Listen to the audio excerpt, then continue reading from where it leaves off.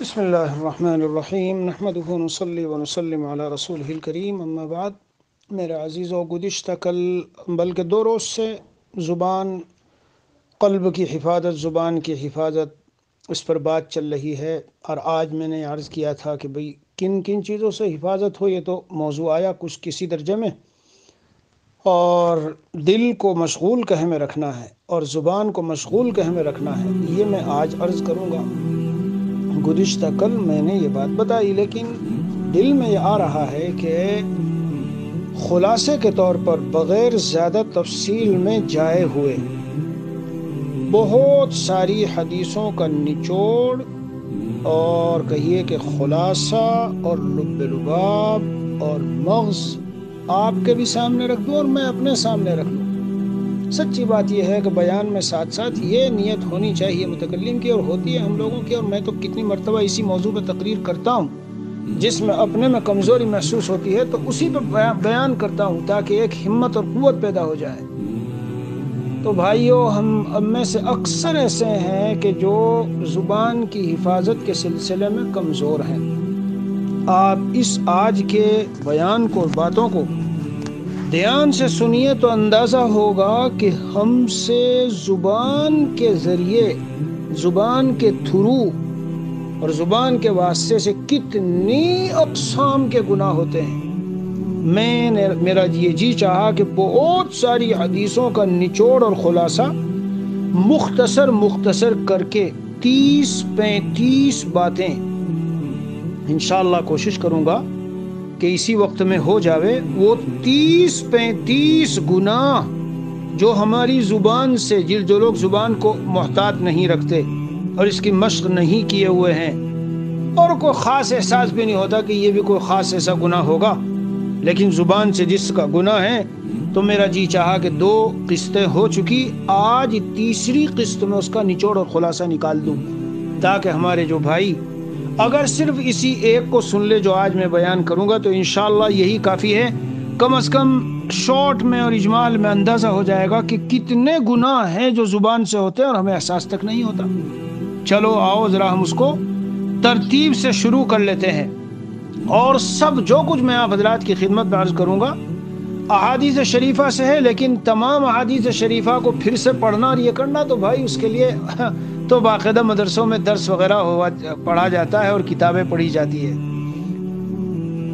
آئیے ہم اس کو ذرا شروع کرتے ہیں۔ نمبر 1، میرے بھائیوں، بہت سے لوگوں کو یہ عادت ہوتی ہے کہ کہیں کسی مجلس وغیرہ میں بیٹھیں گے اور بس باتیں کریں گے، اور مقصد باتوں کا کچھ نہیں ہوتا، صرف یہ ہوتا ہے کہ لوگوں کو ہنسائے۔ اس لوگوں کو ہنسانے میں کبھی کبھی دینی چیزوں میں بھی مذاق اڑانے لگتا ہے، اور کبھی کبھی ایسا انداز اپناتا ہے کہ نہ معلوم زبان سے کیا جملہ بول رہا ہے۔ نبی اکرم صلی اللہ تعالی علیہ وسلم نے ارشاد فرمایا ہے، ان العبد لیقول الکلمۃ لا یقولها الا لیضحک بہ الناس۔ کوئی بات بولتا ہے صرف لوگوں کو ہنسانے کے لیے، مگر وہ ہوتی اتنی خراب ہے کہ یہوی بها ابعد مما بین السماء والارض، زمین اور آسمان کے درمیان جتنی دوری ہے اس سے بھی زیادہ نیچے گر جاتا ہے۔ تو کیا نکلا خلاصہ؟ جب ہم ایسی باتیں مجلس میں، محفل میں، دوستوں میں بیٹھ کر بولنا چاہیں کہ جس سے مقصد یہ ہو کہ ان کو سب کو ہنسانا اور قہقہے مروانا، ہوتا ہے بعضوں کا مزاج، تو اس سے بچنے کی ضرورت ہے۔ اسی میں شامل کر دوں، حدیث شریف میں نبی کریم صلی اللہ علیہ وسلم نے فرمایا، خاص طور سے وہ آدمی جو کو بولے اور جھوٹ موٹ ادھر ادھر کی قصے، کہانیاں، من گھڑت ہوتے ہیں بہت سے ایسے مسخرے۔ جی، روایت میں نبی کریم صلی اللہ علیہ وسلم نے فرمایا، ویل لمن یحدث فیکذب لیضحک بہ القوم ویل لہ ویل لہ، 3 مرتبہ فرمایا۔ تو میرے بھائیو، یاد رکھنا ہمارا دین ایک زندگی، پورا ایک نظام زندگی ہے۔ تو یہ میں نے پہلی بات بتائی، اس سے بچنے کی ضرورت ہے۔ جب کبھی بیٹھو تو سنجیدگی اور متانت سے اور مسکراہٹ کی اور خوشی کی باتیں کیجیے، مگر یہ والا انداز نہیں ہونا چاہیے۔ نمبر 2، آج میں نمبرات کے ساتھ بات کروں گا کیونکہ مجھے 30-35 ایسے زبان کی خطائیں اور جرائم بتانے ہیں کہ جو ذہن چلا اگر دل میں بٹھا لے تو بہت چیزوں سے پتہ چلے گا کہ ہم مبتلا تھے اور ہمیں احساس بھی نہیں تھا۔ نمبر 2، لا یعنی اور بیکار کی باتوں سے بچو۔ لا تکثر الکلام بغیر ذکر اللہ، اللہ کی ذکر اور یاد کے بغیر کلام اور گفتگو زیادہ نہ کیا کرو، کیونکہ کثرت الکلام بغیر ذکر اللہ جو ہے یہ دل کو سخت کرنے والا ہے، اور انسانوں میں سب سے زیادہ دور اللہ سے وہ ہے جس کا دل سخت ہو۔ تو میرے عزیزو، دوسری چیز کیا ہوئی؟ لا یعنی گفتگو خام خواہ کی باتوں میں جو ہے پڑھنا اور اس میں زیادہ بکواس کرنا اور باتیں کرنا۔ اب اس کو 2 نمبر کر لو، 3 نمبر کر لو۔ ایک ہے کثرت کلام، بہت زیادہ بولنا، اسے 2 نمبر پر رکھ لو۔ اور ایک ہے لغو، یعنی چاہے تھوڑا بھی بولو مگر لغو بولو۔ نبی اکرم صلی اللہ علیہ وسلم، کل میں نے سنایا تھا ایک صحابی کا انتقال ہوا تو بعض حضرات نے کہا بشارت ہو جنت کی۔ حضور علیہ السلام نے فرمایا تمہیں کیا پتا تم یقین سے بشارت دے رہے ہو؟ لعلہ تکلم فیما لا یعنی، شاید یہ لا یعنی بات بولا ہو، او بخل بما لا ينقصه، یا اس نے اس علم میں بخل کیا ہو جو جس میں کمی نہیں آتی۔ ضروری دین کی بات بتانی تھی لیکن نہیں بتائی، یا اسی طرح مال وغیرہ۔ بہرحال مجھے یہاں ایک حصہ بتانا ہے۔ تو نمبر 2، کثرت کلام، بہت زیادہ بولنا، اللہ کے ذکر کے بغیر ویسے ہی کچھ سے کچھ بچیے اس سے۔ نمبر 3، بے فائدہ بیکار قسم کی لا یعنی باتیں۔ میں یہاں تھوڑا سا بیچ میں بتاتا چلوں کہ بعض حضرات تو یہ سمجھتے ہیں بے فائدہ کا یعنی لا یعنی جس میں کوئی خاص فائدہ نہ ہو۔ میرے عزیزو، ہر وہ کام کہ جس میں گناہ نہیں ہے، نقصان نہیں ہے، سننا میں کیا عرض کروں گا، گناہ نہیں ہے، نقصان نہیں ہے، مگر کوئی اجر و ثواب بھی نہیں، اسے بھی مت کرو۔ کیوں؟ کیا یہ کم نقصان ہے کہ ہم اپنی زندگی کا قیمتی وقت ضائع کر رہے ہیں؟ یہ کوئی نقصان نہیں ہے؟ اس کا تو سوال ہونا ہے قیامت میں، ہمیں سوال کا جواب دینا ہے، عمر کہاں گزاری؟ تو خلاصہ کیا نکلا؟ جس میں دینی فائدہ نہ ہو، دنیاوی کو خاص فائدہ نہ ہو، ایسے ہی بے فائدہ باتیں بھی ہمارے نقصان کی ہے، کیونکہ ہمارا ٹائم جاتا ہے اس میں۔ میرے عزیزوں اور بھائیوں، کتنی چیزیں ہو گئی؟ یہ 3 چیزیں ہو گئی۔ نمبر 4، نبی اکرم صلی اللہ علیہ وسلم نے ایک حدیث شریف میں فرمایا ہے کہ قیل و قال، اللہ تعالیٰ نے اللہ تعالیٰ کو قیل و قال ناپسند ہے۔ اس نے یہ کہا وہاں یہ بات ہو رہی تھی اور فلاں اخبار میں یوں آیا اور فلاں ریڈیو میں آیا اور ادھر یوں بتایا اور کوئی کہنے والا یہ کہہ رہا تھا۔ پوری روایت ہے، تفصیلی ساری روایتیں پڑھوں گا تو اب خلاصہ نکال لو۔ نمبر 4 کیا ہے؟ جب مجلس میں بیٹھو، لوگوں سے ملو اور آپس میں نشست ہے، چائے ہے، کھانا ہے، پینا ہے، قیل و قال سے بچیے، ڈھنگ کی باتیں کیجیے، دین کی سنجیدگی کی سمجھداری کی باتیں کیجیے۔ قیل و قال کی ہمیں بہت عادت ہے، اس سے بچیے، یہ اللہ عز و جل کو ناپسند ہے۔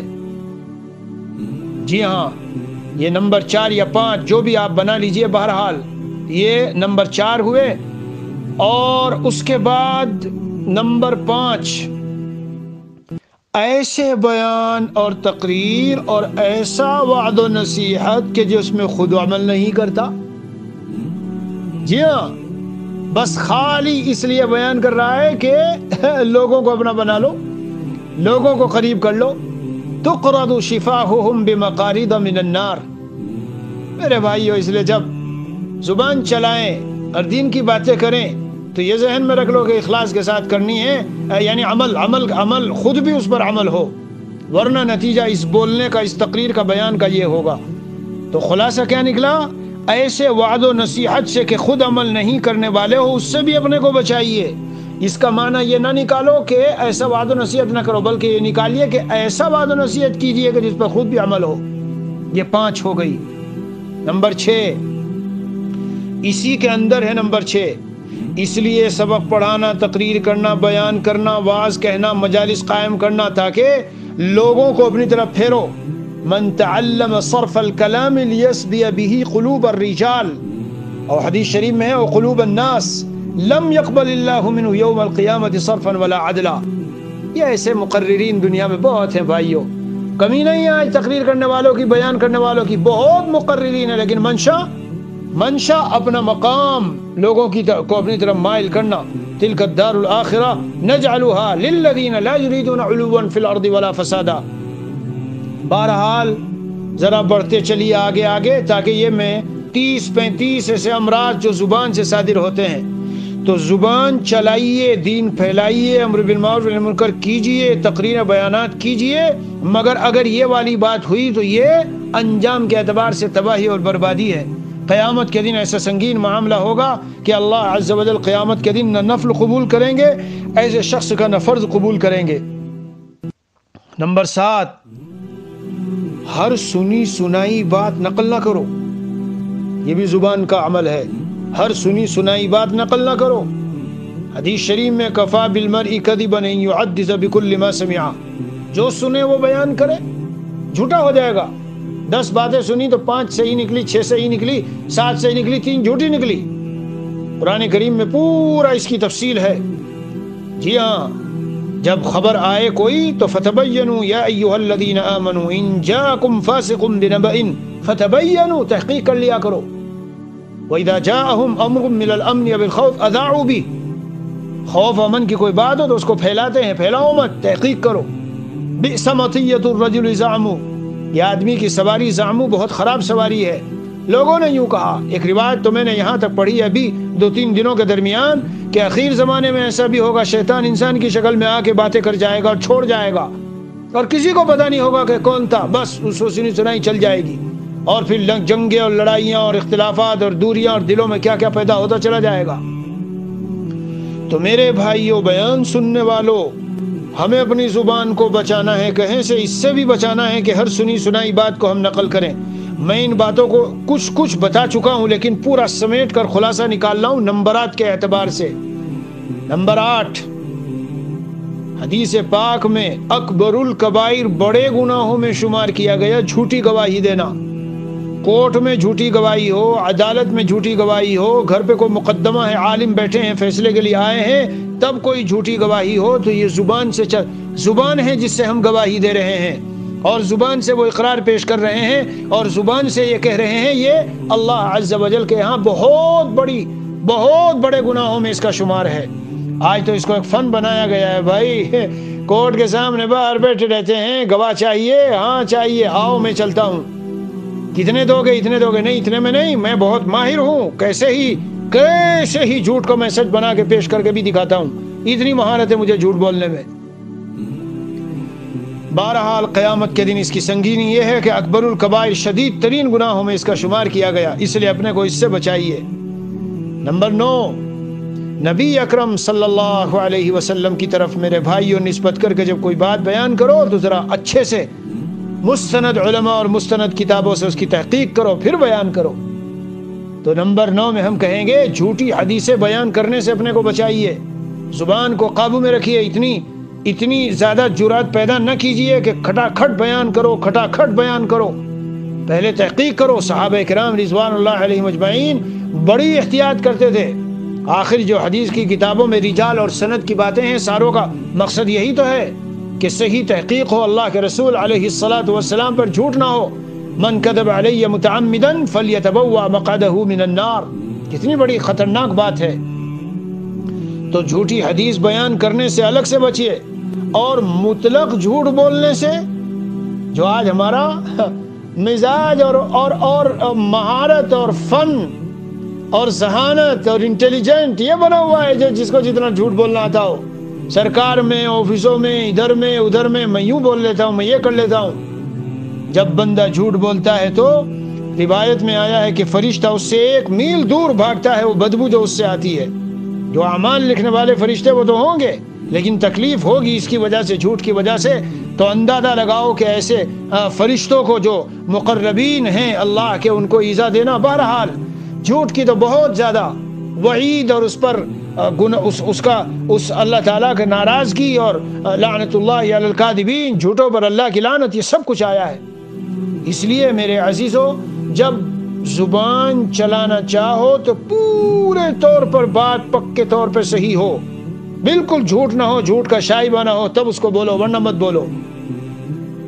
نمبر 11، جو تجار تاجر لوگ بازاروں میں بیٹھ کے صبح سے شام تک جھوٹ بولتے ہیں، انہیں احساس بھی نہیں ہوتا کیا کوئی قرض مانگنے والا آیا جس کا قرض ہے؟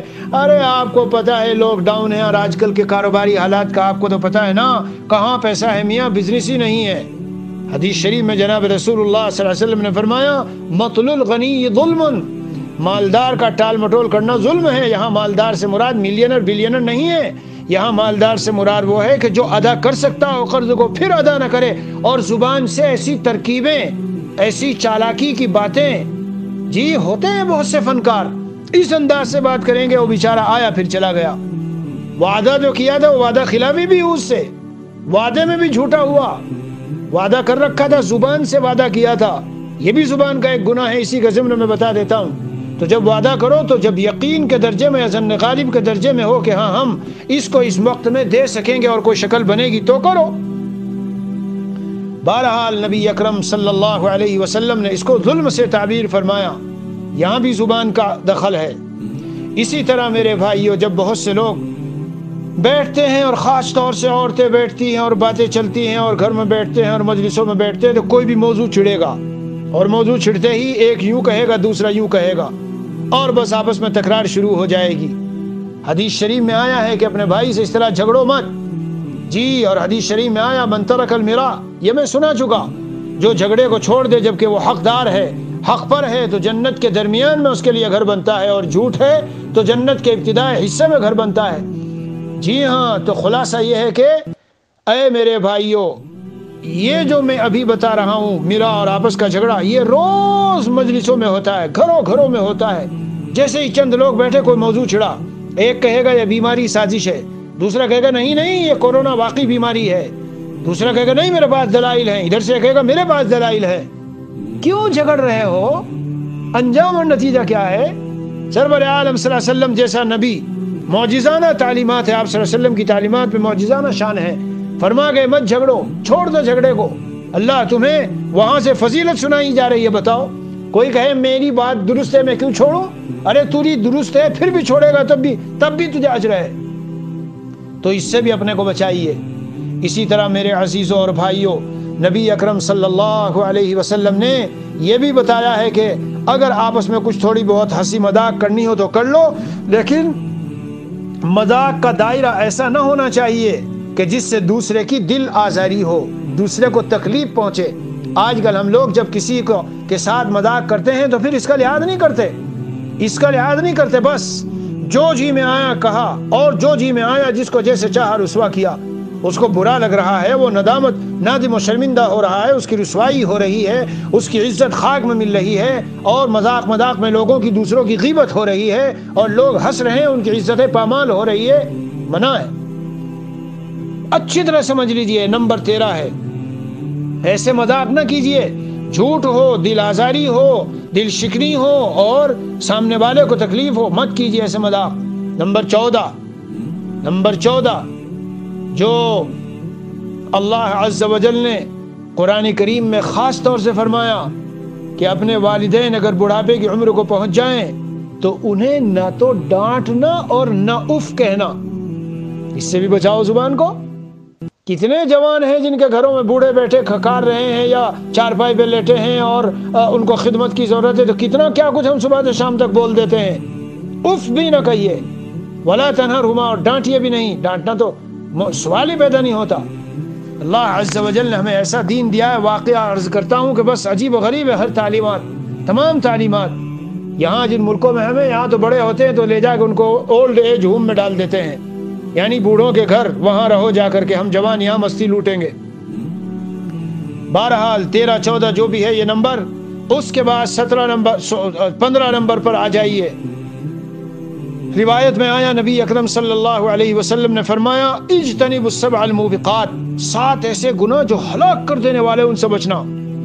ان میں ایک کیا فرمایا؟ قذف المحصنات الغافلات، ایسی پاک دامن عورتیں بھولی بھالی، زنا اور زنا کے مقدمات اور چیزوں سے ان کو کوئی دلچسپی ہی نہیں اور دور ہے اس سے بالکل، لیکن تم قصداً دانستہ ان پہ تہمت لگا رہے ہو۔ یہ جو تہمت لگاتا ہے نا آدمی کسی پر، زبان چلاتا ہے، زبان چلا رہا ہے، میسج کے ذریعے لگا دو، فون کے ذریعے لگا دو، مجلس میں بیٹھ کے لگا دو، پل صراط پہ جب آدمی گزرے گا تو وہاں پکڑا جائے گا، اور جب تک اس کا بدلہ نہیں دے دے گا، یا اس کے گناہ اس کے اوپر نہیں پڑیں گے، یا اس کی نیکیوں میں بدلہ نہیں ہوگا، یا معافی نہیں ہوگی، آگے نہیں جا سکے گا میرے بھائی، وہیں روک لیے جاؤ گے، وہیں روک لیے جاؤ گے۔ ہاں، اسی طرح 16واں نمبر، آپس میں ایک دوسرے کو لعنت کرنے سے بچو۔ روایت میں نبی اکرم صلی اللہ علیہ وسلم نے اس پر سخت وعید فرمائی، لا تلعنوا، ایک دوسرے کو اللہ کی غضب کے ذریعے سے لعنت نہ کیا کرو، اس سے بچو۔ نبی اکرم صلی اللہ علیہ وسلم نے حضرت صدیق اکبر رضی اللہ عنہ کو ایک مرتبہ فرمایا، لعانین و صدیقین کلا ورب الکعبہ، اے صدیق اکبر، تم کو ابھی دیکھا ہم نے کہ بعض غلاموں پر تم لعنت کر رہے تھے، یہ کیا کیا؟ ایسا نہیں ہو سکتا کہ لعنت بھی کرنے والا ہو اور آدمی صدیق بھی ہو۔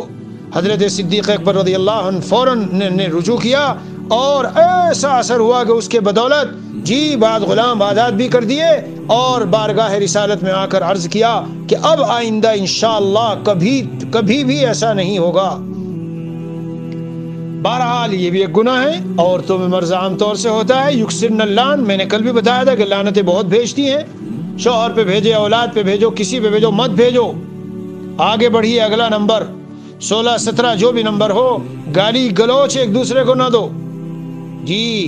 نبی علیہ السلام عید کے دن گزرے عورتوں کے پاس سے تو فرمایا تم صدقہ زیادہ کیا کرو، کیونکہ میں نے تمہیں اکثر کو جہنمی دیکھا۔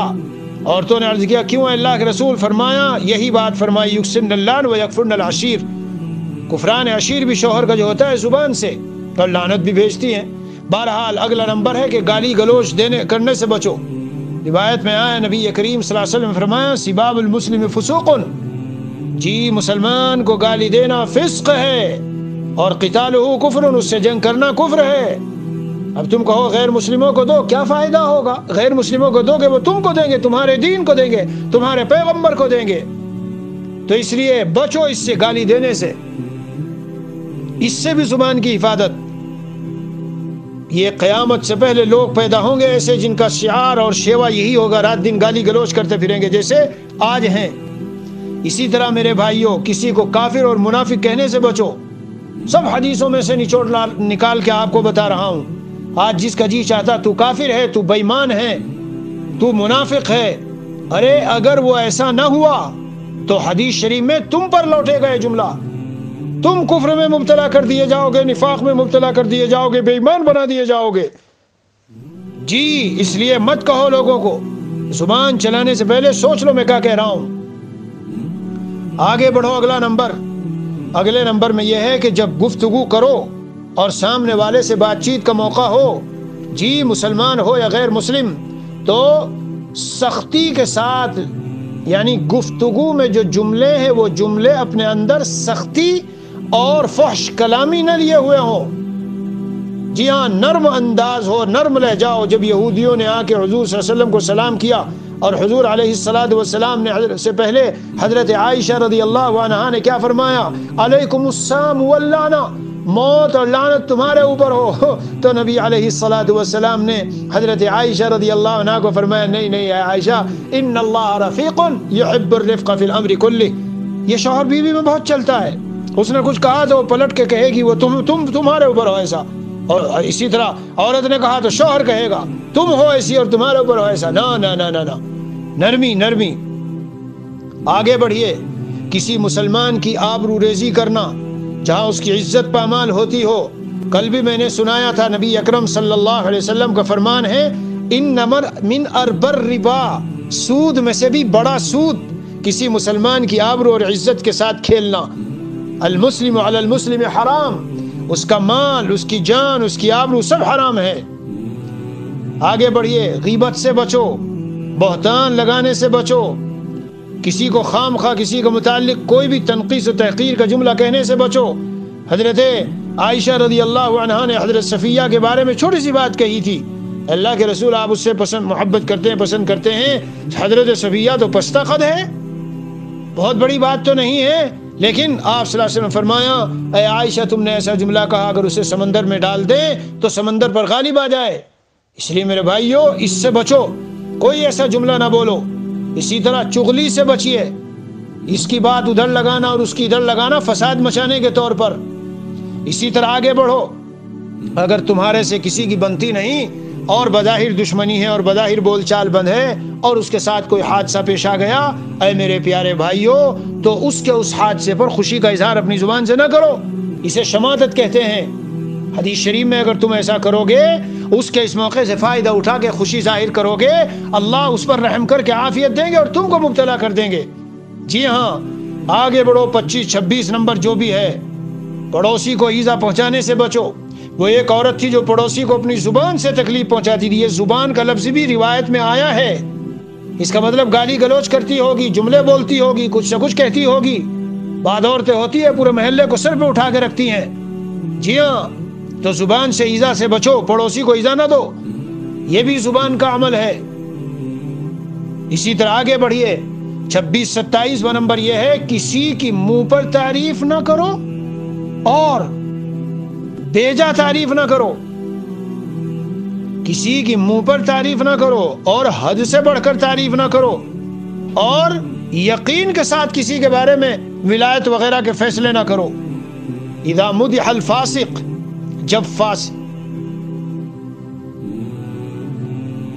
اذا مدح الفاسق، جب فاسق کی تعریف کی جاتی ہے، غضب الرب واہتز له العرش، یہ الگ ہے، اس کو بھی ابھی بتاتا ہوں۔